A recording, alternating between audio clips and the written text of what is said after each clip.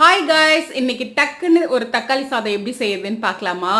அதுக்கு வந்துட்டு ஒரு பெரிய வெங்காயம், 3 பச்சை மிளகாய், ஒரு 4 தக்காளி, கொஞ்சம் புதினா இலை, கொஞ்சம் கொத்தமல்லி இலை, மீல் மேக்கர், கரம் மசாலா, இஞ்சி பூண்டு பேஸ்ட் இதெல்லாம் எடுத்துக்கோங்க. அடுப்பை ஆன் பண்ணிட்டு குக்கரில் வந்துட்டு 2 ஸ்பூன் எண்ணெய், 1 ஸ்பூன் நெய் ஊற்றிக்கோங்க. கரம் மசாலாலாம் போட்டு நல்லா தாளிச்சிட்டு வெங்காயம், பச்சை மிளகாய் இதெல்லாம் போட்டு நல்லா வதக்கிக்கோங்க.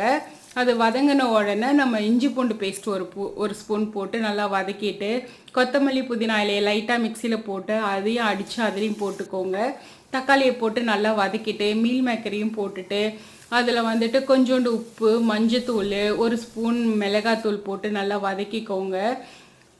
ஒரே டம்ளர் நான் ரைஸ் எடுத்து வச்சுருக்கேன். அதுக்கு 1.25 டம்ளர் தண்ணி ஊற்றி நல்லா கொதி வந்ததுக்கப்புறம் குக்கர் விசிலை மூடி ஒரு சிம்மில் வச்சு ஒரு விசில் விட்டு எடுத்திங்கன்னா தக்காளி சாதம் ரெடி.